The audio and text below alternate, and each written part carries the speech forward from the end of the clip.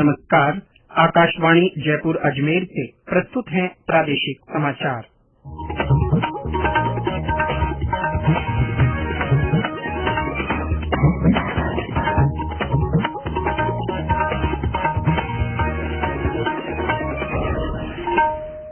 समाचारों के साथ मैं जितेंद्र सिंह पूनिया। प्रधानमंत्री नरेंद्र मोदी ने आज नई दिल्ली में वाणिज्य और उद्योग मंत्रालय के नए परिसर वाणिज्य भवन का उद्घाटन किया। श्री मोदी ने मंत्रालय के नए पोर्टल निर्यात का भी शुभारंभ किया। इस पोर्टल के माध्यम से सभी हितधारक भारत के विदेशी व्यापार से संबंधित सभी महत्वपूर्ण सूचनाएं प्राप्त कर सकेंगे। इंडिया गेट के नजदीक वाणिज्य भवन को स्मार्ट भवन के रूप में तैयार किया गया है। इसके निर्माण में ऊर्जा संरक्षण का विशेष ध्यान रखते हुए टिकाऊ वास्तुशिल्प के सभी सिद्धांतों को शामिल किया गया है। इस अवसर पर आयोजित समारोह में उद्योग और वाणिज्य मंत्री पीयूष गोयल, राज्य मंत्री अनुप्रिया पटेल सहित वरिष्ठ अधिकारी और उद्यमी उपस्थित थे। प्रधानमंत्री नरेंद्र मोदी आज 14वें ब्रिक्स शिखर सम्मेलन में वर्चुअल माध्यम से भाग लेंगे। चीन की मेजबानी में आयोजित हो रहे 2 दिन के इस डिजिटल सम्मेलन में ब्रिक्स देशों ब्राजील, रूस, भारत, चीन और दक्षिण अफ्रीका शामिल होंगे। सम्मेलन की थीम वैश्विक विकास के नए दौर के लिए उच्च गुणवत्ता की ब्रिक्स भागीदारी को बढ़ाना रखी गई है। चीन के राष्ट्रपति शी जिनपिंग अतिथि देशों के साथ वैश्विक विकास पर उच्च स्तरीय संवाद की अध्यक्षता करेंगे।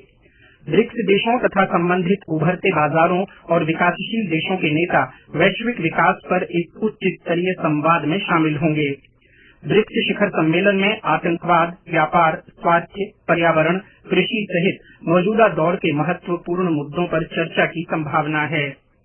उपराष्ट्रपति एम वेंकैया नायडू, प्रधानमंत्री नरेंद्र मोदी और गृह मंत्री अमित शाह ने राष्ट्रवादी राजनेता डॉक्टर श्यामा प्रसाद मुखर्जी को उनकी पुण्यतिथि पर श्रद्धांजलि अर्पित की। एक ट्वीट में उपराष्ट्रपति एम वेंकैया नायडू ने कहा कि डॉक्टर मुखर्जी ने राष्ट्र की एकता और अखंडता को मजबूत करने के लिए अपना पूरा जीवन समर्पित कर दिया। उन्होंने कहा कि उनका जीवन और विचार आज भी लोगों को प्रेरित करते हैं। प्रधानमंत्री नरेंद्र मोदी ने कहा कि एकीकृत भारत की दिशा में किए गए उनके प्रयासों के लिए देश उनका ऋणी है। एक ट्वीट में श्री मोदी ने कहा कि उन्होंने मजबूत और समृद्ध राष्ट्र का सपना देखा था। राष्ट्रीय कोविड टीकाकरण अभियान के तहत देश में अब तक 196 करोड़ 62 लाख से अधिक टीके लगाए जा चुके हैं। स्वास्थ्य मंत्रालय ने बताया कि कल 14,91,000 से अधिक टीके लगाए गए। स्वास्थ्य मंत्रालय के अनुसार 12 करोड़ 39 लाख से अधिक टीके अब भी राज्यों और केंद्र शासित प्रदेशों के पास बचे हैं। इस बीच कल 13,313 लोगों में संक्रमण की पुष्टि हुई। पूरे देश में इस समय 84,000 सक्रिय मामले हैं। कोविड संक्रमण से मुक्त होने की दर इस समय 98.60% है। कल 10,972 लोग स्वस्थ हुए, जबकि इस महामारी से 38 लोगों की मौत हुई। राजस्थान पुलिस की ओर से बीती 14 मई को दूसरी पारी में आयोजित कांस्टेबल भर्ती की लिखित परीक्षा अब 2 जुलाई को दोबारा ली जाएगी। इस परीक्षा को अपरिहार्य कारणों से निरस्त कर दिया गया था।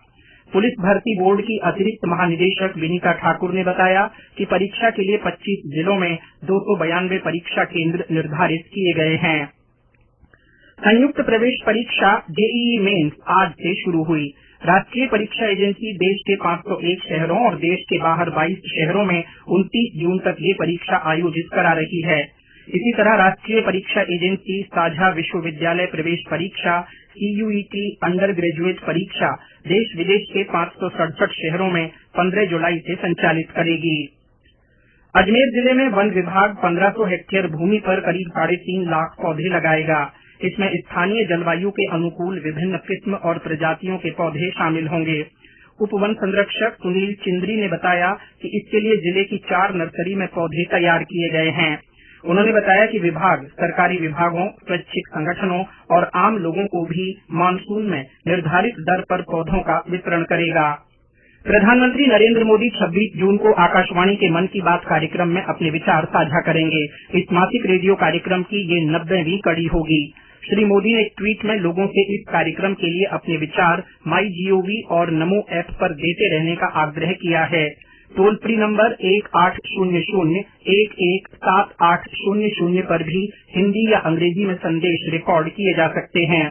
फोन नंबर 1922 पर मिस्ड कॉल देकर वहां से SMS में प्राप्त हुए लिंक पर जाकर भी श्रोता अपने सुझाव भेज सकते हैं। इसी के साथ प्रादेशिक समाचार बुलेटिन समाप्त हुआ। नमस्कार।